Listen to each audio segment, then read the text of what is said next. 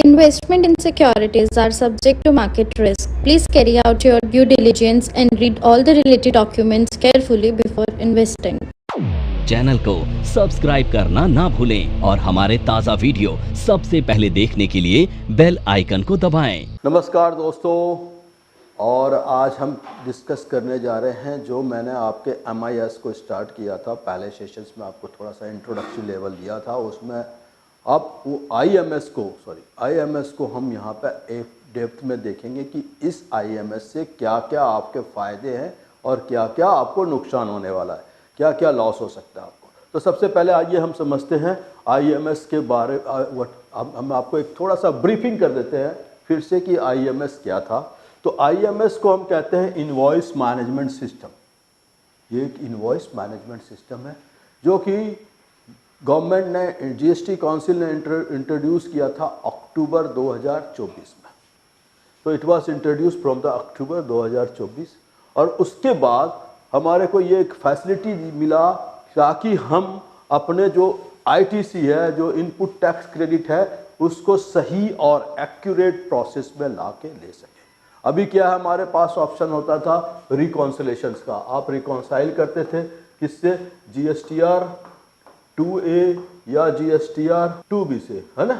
तो आप GSTR 2A या 2B से आप इसको रिकॉन्साइल करते हैं और उसके बाद रिकॉन्साइल करने के बाद आपको पता चलता है कि कुछ ऐसे इनवॉइसेस हैं जिसका कि हमने परचेस तो दिखाया है, परचेस किया है, मगर मेरे सप्लायर ने उसको अपलोड नहीं किया। और सप्लायर जब उसको अपलोड नहीं करता तो उसका आपको ITC नहीं मिलता है। तो इस केस में क्या होता है कि आपको वेट करना पड़ता है till the time supplier files the returns. और अगर सप्लायर ने वो रिटर्न्स फाइल भी किया और वो एक्यूरेट नहीं है तो फिर the process is goes to another 90 days उसको ठीक कराने में, अपडेट करने में। तो इस तरह से आप देखते हैं कि आपका एक major amount of working capital जिसको कि आप यूज़ कर सकते थे डे टू डे एक्सपेंसेस को मीट करने के लिए या आपके रेगुलर परचेजेस को मीट करने के लिए, वो एक बड़ा सा कैपिटल आपका ब्लॉक हो जाता है। उस केस में आपको ये बड़ा हम कह सकते हैं पीड़ादायी हो जाता है कि भाई कैसे आप उसको यूटिलाइज करें। तो इन सारी चीज़ों को ध्यान में रखते हुए गवर्नमेंट ने इसकी accuracy of filing ITC returns को बढ़ाने के लिए ये IMS सिस्टम को इंट्रोड्यूस किया। और यहाँ पे एक्यूरेसी रिड्यूस करता है, caution for the notifications from the department, बार बार आपको डिपार्टमेंट से नोटिस ना आए, इसको बताया। Benefit of the cash flow, आपका कैश फ्लो का बेनिफिट मिल जाता है क्योंकि कैश आप सही तरह से यूटिलाइज करते हैं। सिंप्लीफाइड रिकॉन्सिलेशंस का बेनिफिट मिलता है, आप इसको बड़ी आसानी से रिकॉन्साइल कर सकते हैं और रियल टाइम आपको ट्रैकिंग ऑफ ITC मिल जाता है। आपको पता चल जाता है कि मैंने जो शक्कर परचेस किया मेरे सप्लायर ने उसको सही अपलोड। नमस्कार दोस्तों, मैं नेहा। अब बच्चों ने 12th के रिजल्ट्स ले लिए हैं, 12th में पास हो गए हैं, बहुत अच्छी परसेंटेज आ गई है, बट अब क्या करें?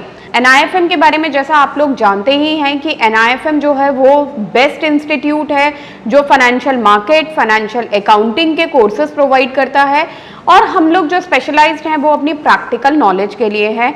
आज मैं जिस कोर्स के बारे में बात करना चाह रही हूँ वो कोर्स है advance diploma in financial accounting, auditing and business taxation. जी हाँ, 12th क्लास में कॉमर्स बैकग्राउंड के स्टूडेंट्स अब क्या करें? अकाउंटिंग सेक्शन में अपना करियर बनाने के लिए आपके पास बहुत सारी अपॉर्चुनिटीज हैं। आज हर एक कंपनी 2 से 3 अकाउंटेंट को रिक्रूट करती है और अगर हम बात करें बड़ी बड़ी कंपनीज की तो पूरे अकाउंट्स की एक टीम होती है जिसके अंदर 50 से 100 लोग काम करते हैं। हर सेक्शन के लिए, हर डिवीजन के लिए अलग अलग इंसान की जरूरत होती है। तो वो इंसान आप क्यों नहीं है? आप वो इंसान तभी बन सकते हैं जब आपके पास किसी डिग्री के साथ साथ कोई प्रोफेशनल क्वालिफिकेशन होती है।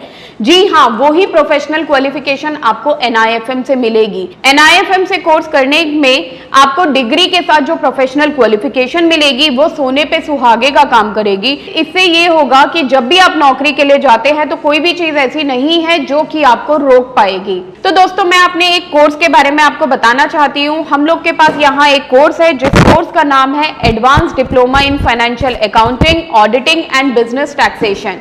ये 1 ईयर का कोर्स है जिसके अंदर 9 मंथ्स की आपको ट्रेनिंग दी जाती है प्लस 3 मंथ्स की आपको इंटर्नशिप दिया जाता है जो कि ऑन जॉब ट्रेनिंग होती है।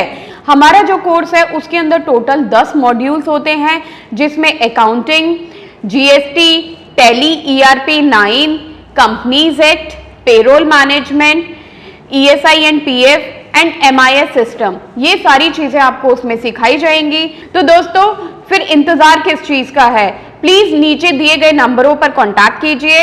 हमारे जो एक्सपर्ट्स हैं वो आपको आपकी जरूरत के अनुसार कोर्स गाइड करेंगे। किया कि नहीं, टाइम पे अपलोड किया कि नहीं, और हमने उसको यूटिलाइज किया कि नहीं, तो ये भी एक बेनिफिट मिलता है। और इसका एक मेजर बेनिफिट क्या है कि जब आप अपने आप जीएसटीआर 3B को फाइल करते हैं तो उसके जो एरर्स है वो मिनिमाइज हो जाते हैं। These are the advantages of using IMS। अब आते हैं IMS को यूज करने के साथ में, ये इसका मतलब ये नहीं कि इसके सारे चीज अच्छी है, इसमें कुछ ऐसी चीजें भी हैं जो आपको जो है आपको तंग भी कर सकता है या आपके लिए कुछ चैलेंजेस हो जाते हैं, तो उसको हम ध्यान से देखते हैं। और let us come to that, disadvantages क्या है, what are the disadvantage of using it. तो सबसे पहले किसी भी कंपनी को अगर वो ITC को IMS को मैनेज करने में लगता है तो यूजुअली क्या होता है, उसके कुछ गिने चुने अकाउंट्स प्रोफेशनल्स होते हैं जो एक बुक कीपिंग में लगे रहते हैं, कुछ गिने चुने से कंसल्टेंट होते हैं जो आपका ये GST का काम करता है, तो उसके पास एक एक्सपेंसेस एक्स्ट्रा हो जाता है। तो आप हो सकता है कस्टमर ने कभी भी उसको एक अमेंडमेंट डाल दिया, आपके GSTR 1 फाइल करने के बाद आपने GSTR 1 फाइल किया, उसके बाद वो उसको अमेंडमेंट में डाल देता है, तो आपका एक बर्डन ये होता है कि बार बार आपको ये, पहले तो एडमिनिस्ट्रेटिव बर्डन हो गया, दूसरा है बार बार आपको चेक करना पड़ता है कि कहीं ऐसा तो नहीं कि कोई बिल जो है हमने जो अपडेट किया था उसके अगेंस्ट में कोई अमेंडमेंट आया हो। उसके बाद अगर आप इसको प्रॉपरली कर सकते हैं तो, और मान लीजिए आपके बिल का कोई पर्टिकुलर पोर्शन, मान लो आपके पास एक लंबा चौड़ा बिल है जिसमें बहुत सारे आइटम्स हैं, उसमें किसी एक आइटम में कोई चैलेंजेस आ जाता है, तो आप ऐसे नहीं है इसमें कोई फैसिलिटी कि उसको पार्शियली ठीक कर लें, यानी आपको पूरे बिल को दोबारा से क्रॉस चेक करके ही बनाना पड़ता है। पार्शियल नोटिफिकेशन या partial actions can not be taken onto this. आपको ऐसा नहीं कि जो डॉक्यूमेंट्स है लाइक क्रेडिट नोट है या अदर इसको क्रेडिट नोट इशू कर दें इसके अगेंस्ट में, या इसको एडजस्टमेंट एंट्रीज डाल के सेट कर लें, ऐसा कुछ नहीं होता। आपको दोबारा से उस बिल को एक्यूरेटली बना के ही। NIFM के पास बहुत सारे कोर्सेज हैं जिनमें से एक कोर्स के बारे में मैं अभी आपको इस वीडियो के माध्यम से बताना चाहती हूँ। कोर्स का नाम है advance level of smart investor. ये जो कोर्स है उन्हीं लोगों के लिए बनाया गया है जो इस मार्केट में काम करना चाहते हैं, इस मार्केट से पैसा कमाना चाहते हैं। क्या क्या चीजें जरूरी होती हैं ट्रेडिंग करने के लिए या इन्वेस्टमेंट करने के लिए, वो सारी चीजें हम लोग अपने इस कोर्स के माध्यम से आपको सिखाते हैं।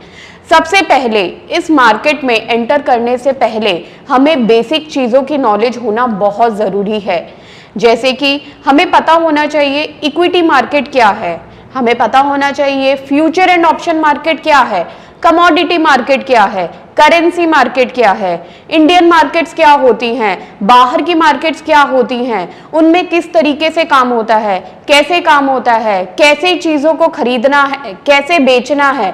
दोस्तों इन सभी चीजों के लिए हमारा एक ऑल इन वन कोर्स है जिसका नाम है advance level of smart investor. Advance level of smart investor के अंदर हम लोग 70% प्रैक्टिकल ट्रेनिंग देते हैं, आप खुद चीजों को प्रैक्टिकली समझ सकें। NIFM की बहुत सारी ब्रांचेस हैं, हमारे जो ट्रेनर्स हैं वो मार्केट के एक्सपर्ट्स हैं जिनके पास 15 से 20 साल का एक्सपीरियंस है। वो सारा का सारा एक्सपीरियंस आपको इस कोर्स के माध्यम से वो अपना शेयर करेंगे। अपलोड करना पड़ता है, तो ये एक अनदर बर्डन हो गया आपके लिए। उसके बाद क्या होता है कि आपका जो रिवर्स चार्जेस मैकेनिज्म है, इट्स बेटर अगर गवर्नमेंट उसका भी कोई प्रोविजन दे दे कि हमने रिवर्स चार्जेस मैकेनिज्म में ज़्यादा पैसा जमा करा दिया था या कम पैसे जमा करा दिया, तो उसमें कुछ एक्यूरेसी लाने हैं, उसको क्रॉस चेक करना है, उसके एडवांटेज और डिसएडवांटेजेस को ध्यान में रखते अगर हम देखें तो यहाँ पे ये एक बहुत ही बड़ा चैलेंज है। यहाँ पे इसका कोई डिटेल्स हमारे को नहीं मिलता। और इन एडिशन टू दैट अगर हम आते हैं, कुछ अगर टेक्निकल एरर हो जाए सप्लायर के पॉइंट ऑफ व्यू से, सप्लायर को अपलोड करने में कोई टेक्निकल एरर है तो उसका भी यहाँ कोई समाधान नहीं दिखता है। और इस तरह से क्या होता है कि आपकी जो बिजनेस की डिपेंडेंसी आपके ऊपर, तो ठीक है आप तो डिसीजन मेकर हैं, लेकिन उसकी आपकी बिजनेस की डिपेंडेंसी बढ़ जाती है किसके ऊपर? आपके सप्लायर के ऊपर। तो यहाँ एक बड़ा चैलेंज आता है कि there is some person else who will be helping you और टू स्मूथनाइज योर बिजनेस। तो यहाँ पे किसी तीसरे पार्टी का इन्वॉल्वमेंट एक बड़ा सा चैलेंज होता है। इसलिए दोस्तों ये है तो काम का चीज़, बट इसके कुछ डिसएडवांटेजेस भी हैं जिसको ध्यान में रखते हुए आपको एडवांस में प्रिकॉशनली मेजर्स लेके ऑनरशिप के साथ ये चैलेंजेस को देखना है। दोस्तों यही है हमारा आज का मेन टॉपिक जिसके ऊपर हम डिस्कस कर रहे थे। IRTC एट रिस्क हमने आपको समझा दिया था पिछले सेशन में। आज बात कर रहे हैं कि क्या क्या एडवांटेजेस और डिसएडवांटेजेस हैं यूजिंग इनवॉइस मैनेजमेंट सिस्टम।